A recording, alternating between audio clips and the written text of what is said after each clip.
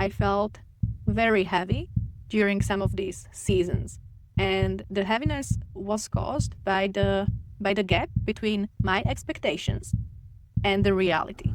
Today, we're diving into a story that's going to resonate with anyone who's ever felt stuck in the grind, wondering if there's more to life than just surviving. I accept bad days for what they are, just a bad day, nothing more, nothing less. It doesn't mean anything more about me or my life.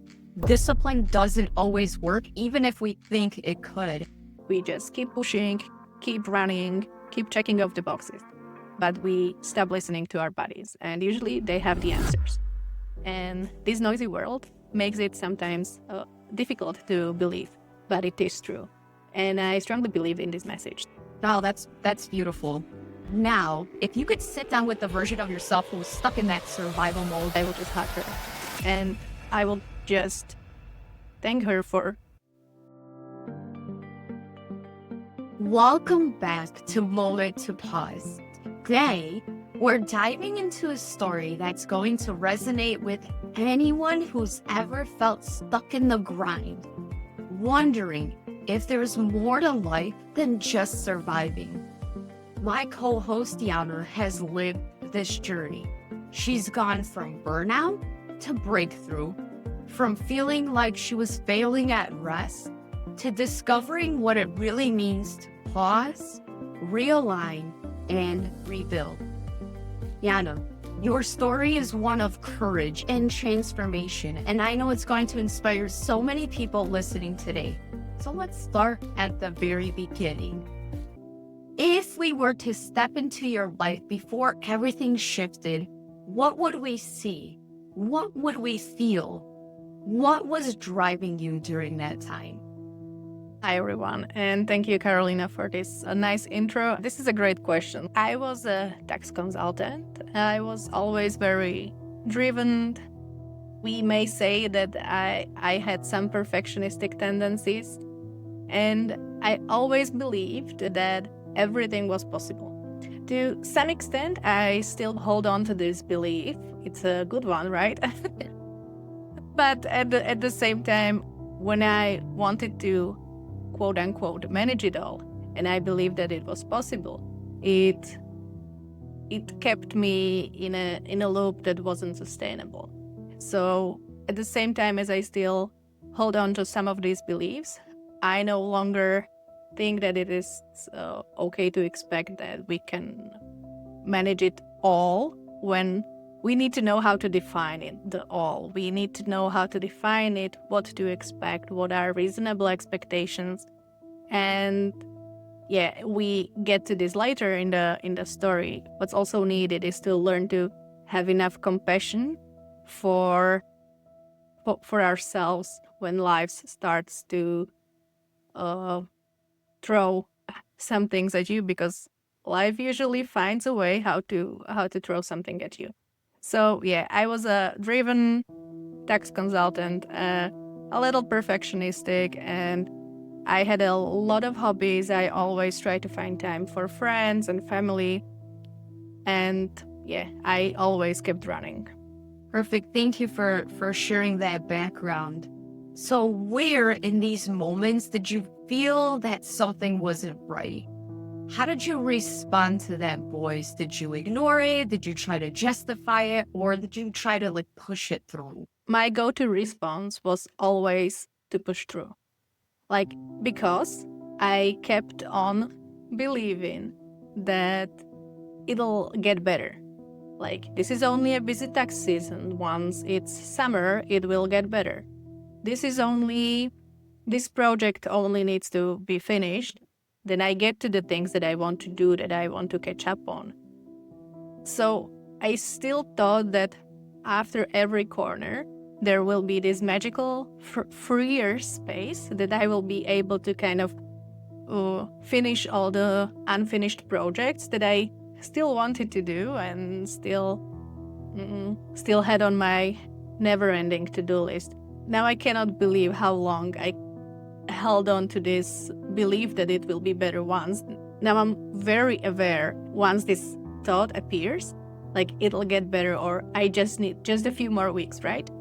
I always notice like, okay, we've already heard this. Like the life is right now. What is happening now is already the life that we are living. So no more postponing and no more just pushing through. Of course, there are seasons in life, but if someone is listening to this and knows that they tend to hold on to this belief or they tend to repeat this sentence to themselves a little more often than really just in a season or two, then this is an exclamation point to look at it deeper, right? To see, as I said before, whether this is a reasonable expectation to have. I think that's definitely a fair point. So thank you for taking us through it. So sometimes it's not always the best to push through, but I greatly appreciate you sharing that part. So now I want you to take us to the moment where everything shifted. Where was your big aha? Wherever you know, hey, things need to change. What were you doing? Where were you? What did you feel like in your body? Like, I can't keep doing this. I think that many people will agree that there are more moments like this in life. This doesn't happen just once in a lifetime, right? That we kind of feel the need to change something. So yeah, let me tell you about the last time this happened, or maybe not the last time, but the time that led to the biggest transformation, that finally led to healing from burnout. That moment which led then to finding the root cause, addressing in my case, it was my self-talk, and then even changing my career. So I already said the ending of this story, right? But let me take you back.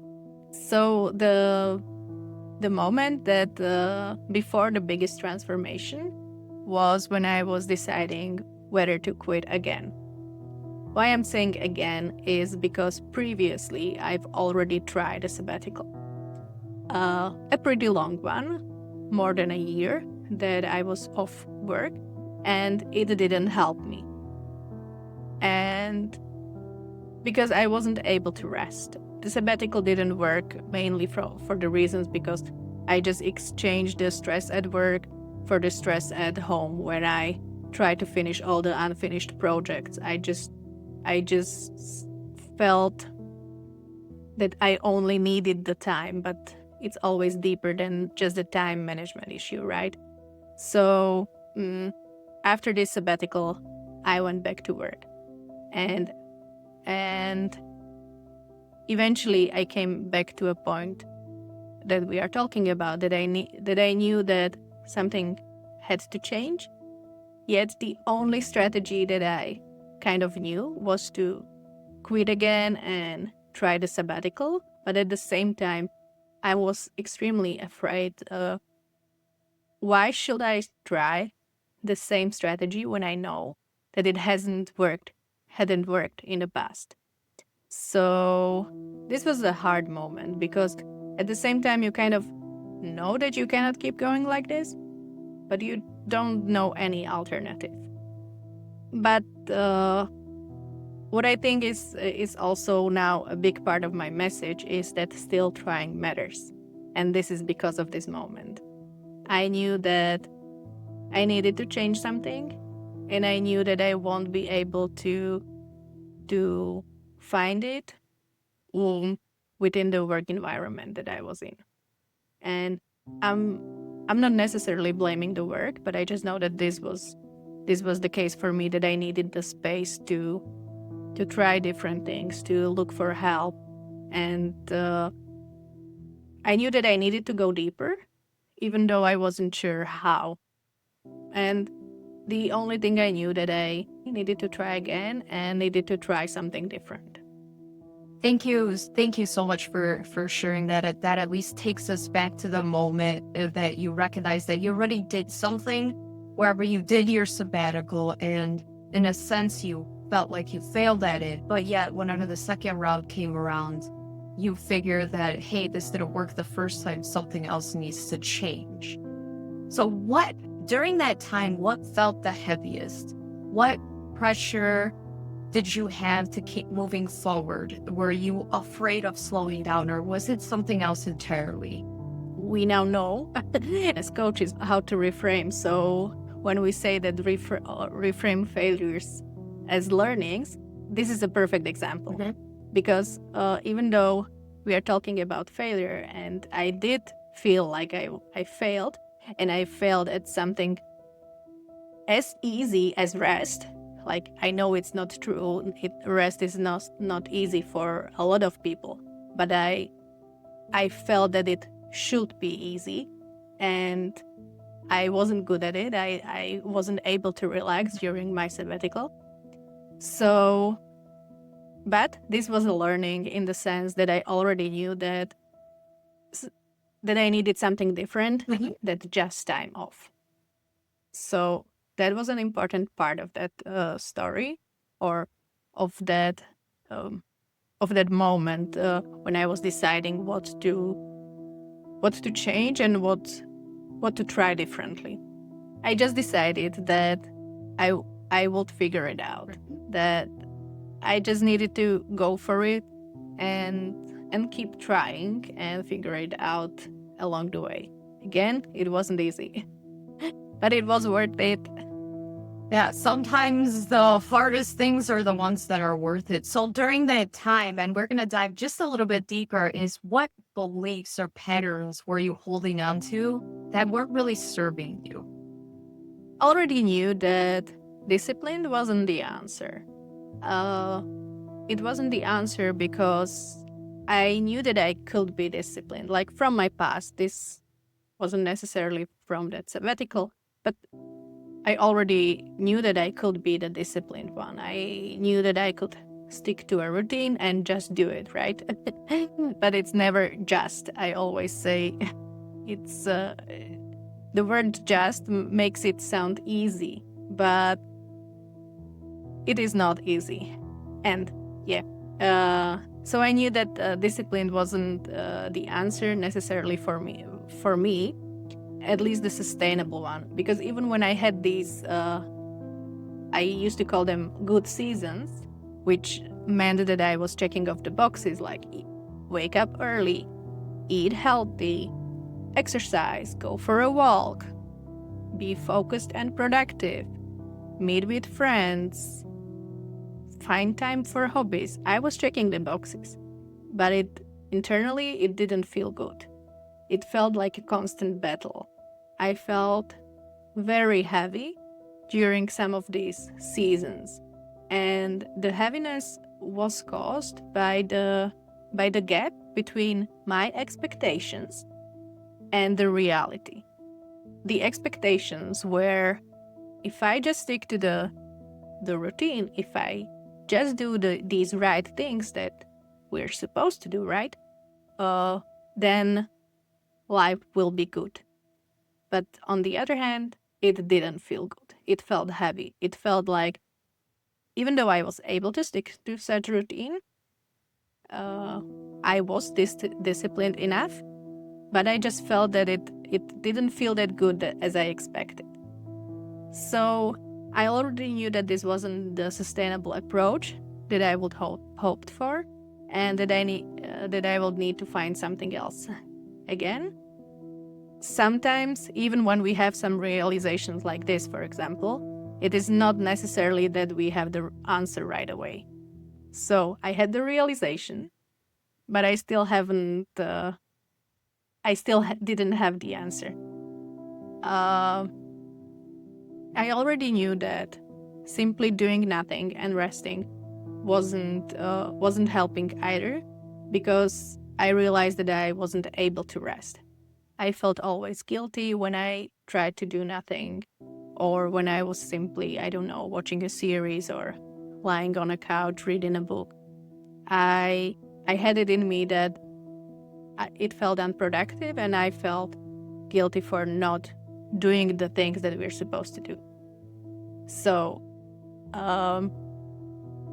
again, I had all these strategies that I knew that didn't work. But again, it's important to have also these learnings because they lead us to explore further, explore deeper.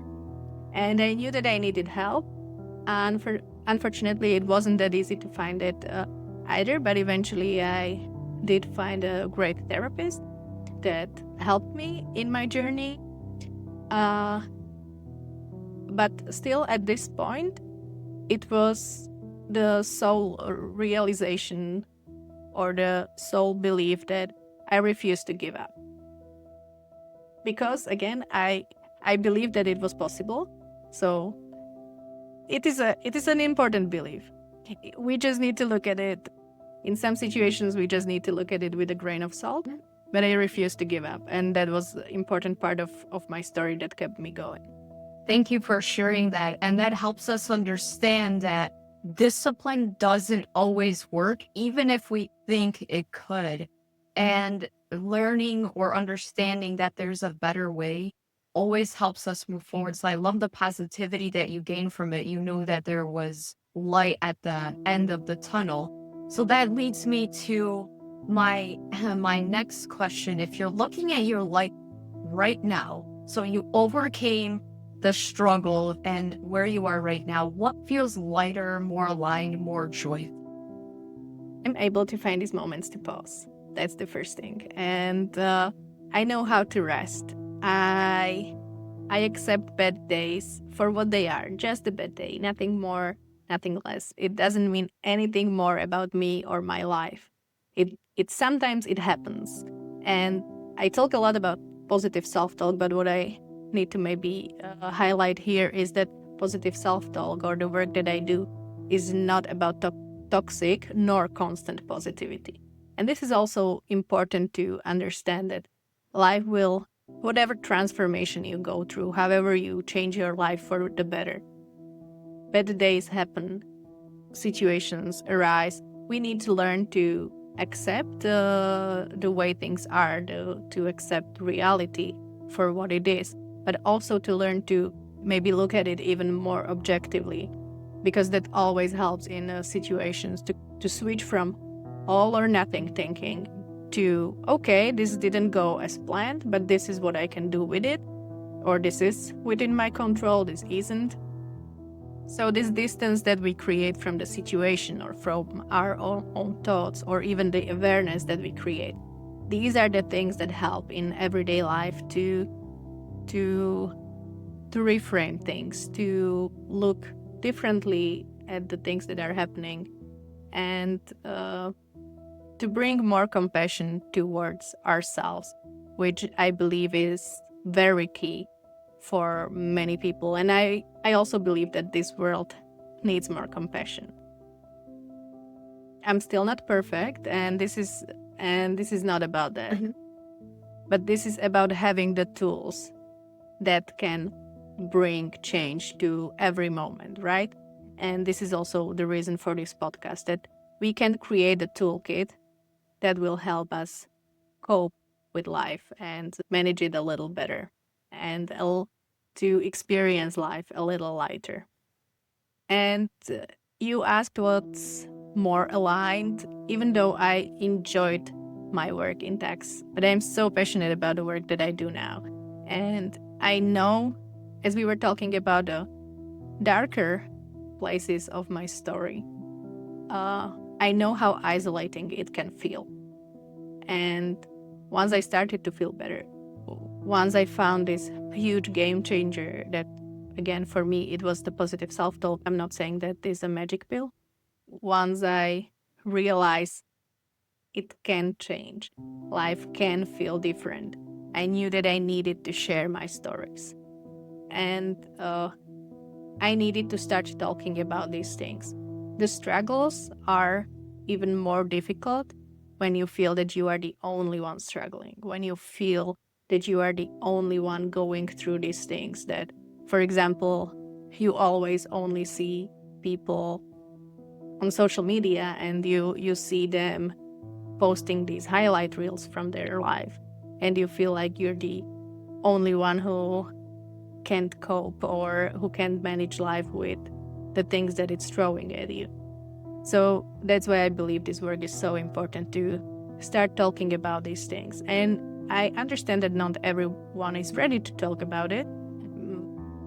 they might be still going through it, or there are other reasons why they're not ready to talk about it.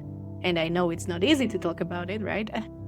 But it's important. And I felt the need to share my story and to bring a little different approach to burnout recovery. When I started to share with my friends and with my family that I was deeply burned out and that I already was off work and that this was the time for me to heal, and I still couldn't find any solution or any help.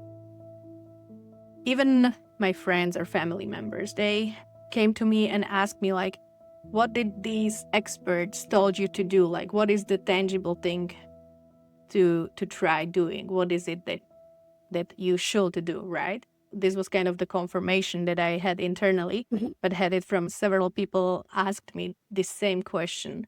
They were like, okay, I checked on the internet what to do when you're burned out, but I haven't found any real tangible helpful information. So what is it that you should do to get out of it?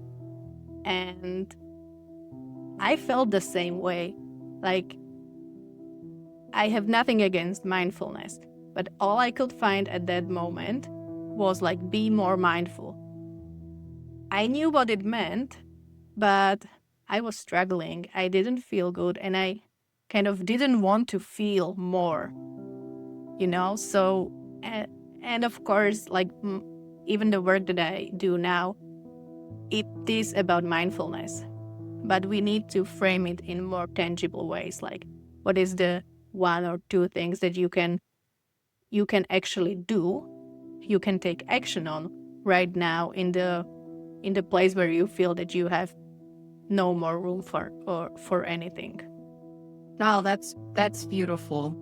Thank you so much for sharing that. Now, if you could sit down with the version of yourself who was stuck in that survival mode, that dark phase that you talked about, what would you want her to know?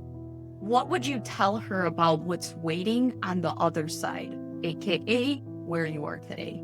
These were very difficult times, and I think that I will just hug her, and I will just thank her for being strong enough to even keep trying,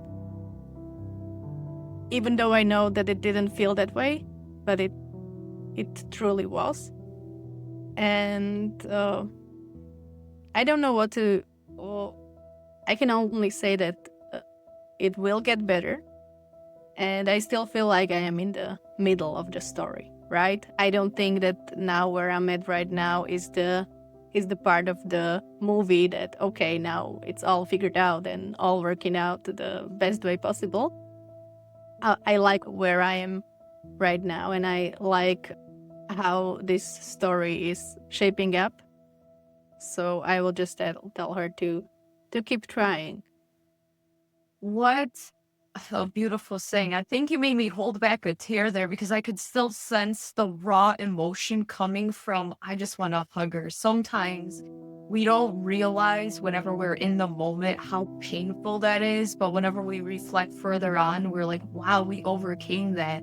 And it shows how much strength and courage we have. So I want to applaud you for that, especially showing empathy and sympathy to the older version of you. Well, thank you for sharing that. That's very powerful. Thank you for saying that. When I'm talking with other people, how to approach the thoughts that occur in our head is to look at it from an external point. What if your friend was going through the same things that you are going through right now? That they were struggling as much as you're struggling right now? What would you tell them? Sometimes we don't have the words, but we have the compassion. And maybe this is a reminder to us all to show that compassion, not just to past version of ourselves, but even to the version that is today. That's a beautiful answer. You mentioned self-compassion was part of your healing journey, and you talk about it now, and hugs are definitely something that's self-compassion as well as positive self-talk. What advice would you give somebody who's struggling to be kinder to themselves? Self-talk was definitely the biggest game changer in my story. It created the biggest transformation and sparked the biggest change. And it started with one simple question in one therapy session, which was when my therapist asked me, what are the things that you like about yourself? And in that moment, I couldn't answer. I couldn't think of one. And it's sad. It's very sad when you think about it. It's true. Why I'm telling this story is because I know that so many people feel the same. After the therapy session, the question kind of stuck with me. So I committed myself to come up with one positive thing a day. It wasn't easy. I'm not sure when I started to come up with these things, because I'm sure it took a little while. But eventually I did. And with this one question in mind, I started to notice the self-talk, notice how my inner critic was always loud and how it was always saying just the negatives. And then the bigger realization came when I knew that I would never ever talk to anyone, like really anyone else, the same way I talk to myself. And that's when it clicked. So that's when I started to look at the situations maybe from a little external point of view. I know that I kind of shared this approach a little while ago. So for me, it started as one positive thing a day, and maybe that's where you can start too. Maybe you can start with a question, okay, if this happened to a friend, what would you tell them? How would you approach this if this was someone else? Or you can imagine if this was a little child that struggled. I'm sure you would show compassion. I'm sure you will show kindness. And these are the important realization or even tools that we can use to shift the narrative a little bit and to notice these patterns. Because soon enough we realize that these are patterns that reappear. For example, we notice that, okay, this always happens after this. So we notice the trigger. Next time we notice the same trigger, then, okay, I already know this is a trigger. This is a place where I can introduce a pause. This is a place where I can introduce a little different response. So all this raised awareness. What is also important to note here is that life has seasons, and we need to accept that, and to bring more acceptance into bad days, into these seasons that don't necessarily work the way we would want them to. Trying to bring a little more objectivity, either to these things that are happening or to the thoughts that are appearing in our minds. Are they really true? What does it mean? What is behind it? What sparked this thought? And to challenge them a little bit, to understand that even, for example, to challenge our all or nothing tendencies. This is very common with many people, that we tend to look at situations as black or white. There's always room between. There are ways how you can work on being kinder and more compassionate towards yourself. And it doesn't happen overnight. It's not always easy, but this is a journey, and it's truly worth addressing these thought patterns, these beliefs. As I often say, you are always in your head. Let's make it a nice place to be. What a wonderful journey. Thank you so much for sharing that. So for anyone that's listening who feels stuck in the same loop or burnout or maybe some type of misalignment, what's one thing you would like them to know? What's the first step they can take? Thank you for this question. And I want to highlight that, as you already know, my journey was to quit, to get some time off work. But I totally understand that this might not be an option for you, and that is perfectly fine. Start where you are.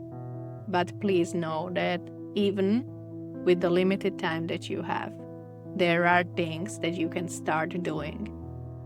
And one reason why I'm mentioning it is that I used to believe this as well, was that I needed a long vacation, or I needed to go for a weekend at spa, or to do something magically different that would cure all my problems.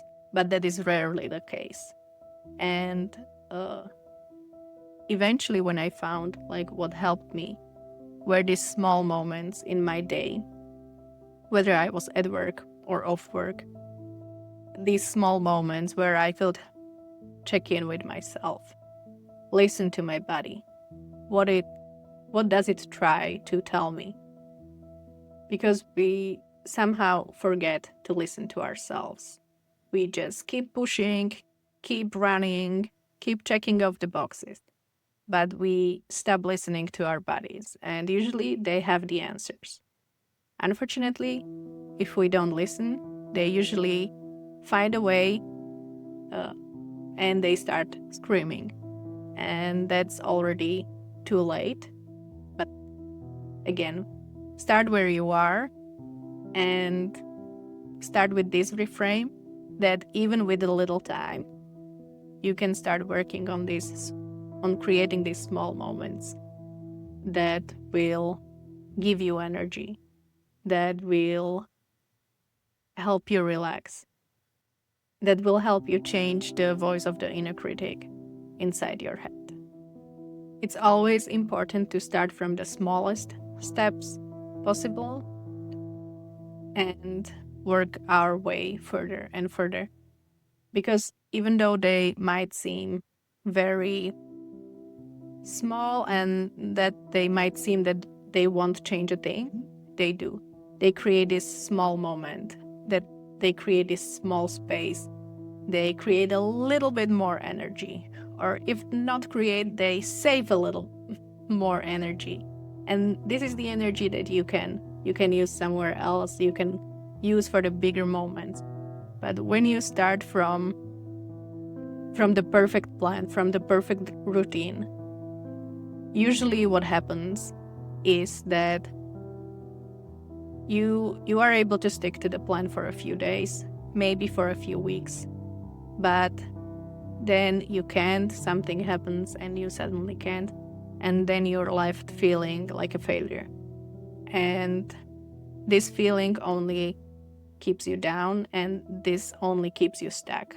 That's why we need to try a different approach and start from the smallest thing possible to build your way up. Great answer. You mentioned in this discussion throughout your talk here today that you loved the data, but you're a coach. Why'd you dislike coaching? I told you the story how I found self-talk. And even though when someone hears self-talk, they don't necessarily hear the same thing as I do. Because it was truly the biggest transformation that happened in my life. And I was deeply burned out. I lived in burnout for years. I repeated the same cycle over and over. But I always came to the question like, is this what life should feel like? I was still aware of the heaviness. And this suddenly changed it. I just suddenly realized that, okay, I offer this compassion or this kindness to others. I try to be the supportive one, but I was never the support for myself. And again, this was my story, but I still believe that if one person is going through something, there are other people going through the same thing. So if this could be the transformation that it was for me, for one other person, or I always said for two, so I can call them people, like use the plural. So if this could be the transformation for two other people, then it's worth it. It's even worth it for one person. It felt so profound, and and truly life-changing for me that I wanted to share it, as well as it felt very isolating to feel that I was the only one struggling. And I also wanted to share about this side because even though we hear the word burnout all the time, I'm also not sharing from the burnout place.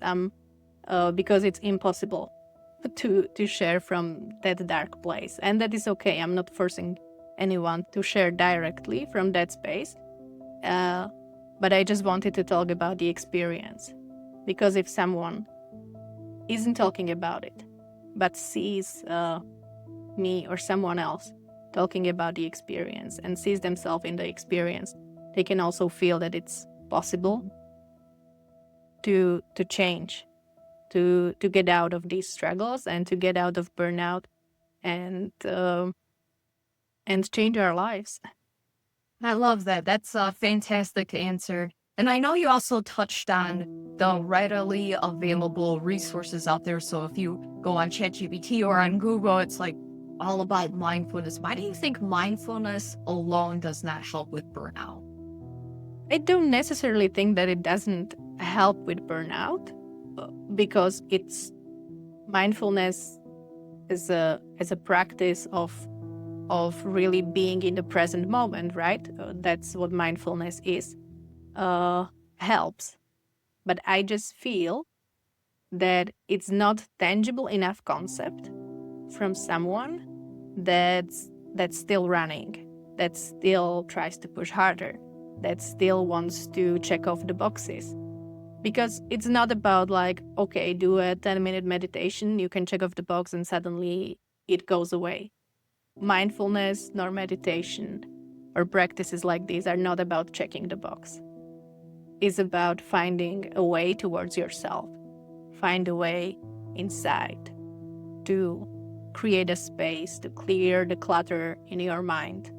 Now I know that even my work might be mindfulness focused or has some attributes of mindfulness, but I'm trying to approach it always from the point of tangible action or tangible questions to answer and journal on, or to reflect on, or practices that you can implement and that feel a little more tangible and more actionable than the advice, just be more mindful. I think that's a great explanation. So for somebody out there that's listening, that's maybe in the burnout phase themselves right now, what piece of advice would you give them, if any? A great place to start is to do an energy audit. And this might be to simply look at your life, look at your day, look at your activities or meeting, like, do they give you energy or drain you energy? And this gives you data. Just simply look at it as data, and this is data that helps you create boundaries. Because burnout is about exhaustion. We need to create more energy for you and for your life, but we cannot go from 0 to 100. We need to go slowly. So once you do an energy audit, you can see some spaces where you can either create boundaries or even delegate some things or stop doing those things to set your priorities and focus only on those. So yes, first thing is an energy audit. Second one is to check in with your body. Find 2 minutes, start with 2 minutes a day, every day, after your lunch break, before the next part of your day begins. Just for 2 minutes. You can even set a timer if you're afraid that this will go for longer. And I'm sure you can find 2 minutes. And check in with your body. What does it mean? Ask yourself, what is it that I need right now? What does my body need in this exact moment? Sometimes it is to drink a little water. Sometimes it is go to bathroom. Like, it can even be these basic things, but we forget to listen. Of course, Oh, these are not the only answers, but your body will tell you, okay, I need more rest. Okay, I feel so much resistance with this project that I'm working on. And you can dive deeper. You can try to understand that resistance more or things like this. But creating only that 2-minute break will help you find the answers that you are looking for.